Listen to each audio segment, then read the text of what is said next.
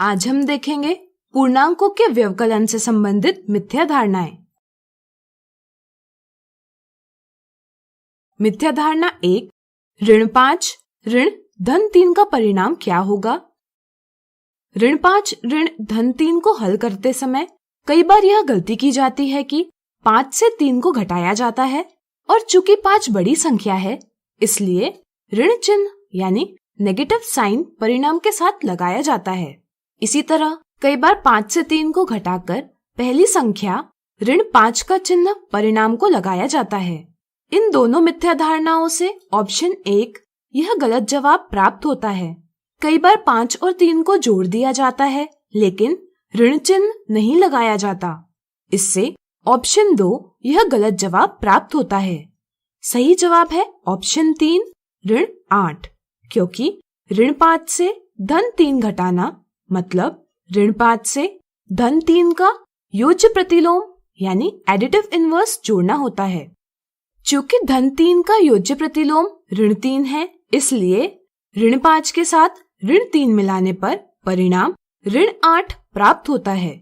संख्या रेखा यानी number line पर इसे हल करने के लिए पहले 0 से बाईं ओर 5 कदम चले और फिर ऋण 5 से 3 कदम बाईं ओर चले, जिससे कि हम पहुंच जाएंगे ऋण 8 पर। इसलिए सही जवाब है ऑप्शन 3। मिथ्या धारणा 2, निम्नलिखित में से कौन सा कथन सही नहीं है। दिए अभिव्यक्ति में इन पूर्णांकों का व्यवकलन यानी सब्ट्रैक्शन किया गया है और हमें दिए कथनों में ऐसा कथन ढूंढना है जो इस अभिव्यक्ति के लिए उपयुक्त नहीं है। पहले कथन से पता चलता है कि एक व्यक्ति भूमि के नीचे की 5वीं मंजिल से 7 मंजिलें ऊपर जाता है। अब व्यक्ति कौन सी मंजिल पर होगा यह पता करने के लिए 7 से ऋण 5 का व्यवकलन किया जाता है और अभिव्यक्ति 7 ऋण 5 इस प्रकार व्यक्त की जाती है। यह गलत समझ है। चूंकि व्यक्ति ऋण 5वीं मंजिल से ऊपर की दिशा में 7 मंजिलें जाता है इसलिए वर्तमान मंजिल का पता ऋण 5 धन 7 के अभिव्यक्ति से लगाया जा सकता है।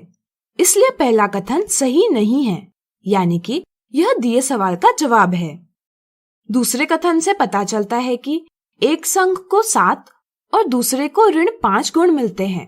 कई बार गुणों में अंतर पता करने के लिए योग किया जाता है और अभिव्यक्ति 7 धन ऋण 5 इस प्रकार व्यक्त की जाती है। इसलिए दूसरा कथन गलत मानकर दिए सवाल का जवाब ऑप्शन 2 दिया जाता है, लेकिन यह एक गलत समझ है। यहाँ गुणों में अंतर पता करने के लिए ज्यादा गुणों से कम गुण घटाए जाते हैं। इसलिए अभिव्यक्ति होगी 7 ऋण 5, यानी कि दूसरा कथन सही है। दिए सवाल का यह जवाब नहीं हो सकता। तीसरे ऑप्शन में बताया गया है कि तापमान ऋण 5 डिग्री सेल्सियस से बढ़कर 60 डिग्री सेल्सियस तक जाता है। कई बार बढ़त पता करने के लिए पहली संख्या से दूसरी संख्या का व्यवकलन किया जाता है, जिसे इस प्रकार व्यक्त किया जा सकता है। यह एक गलत समझ है।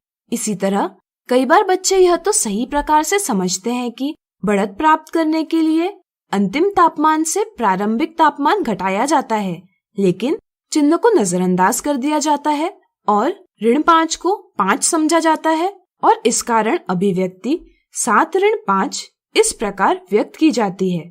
यह भी गलत समझ है।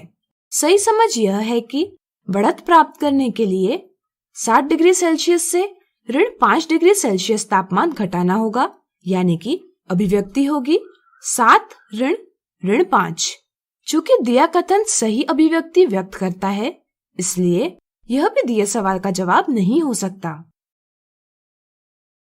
इस तरह से आज हमने देखी पूर्णांकों के व्यवकलन से संबंधित मिथ्या धारणाएं।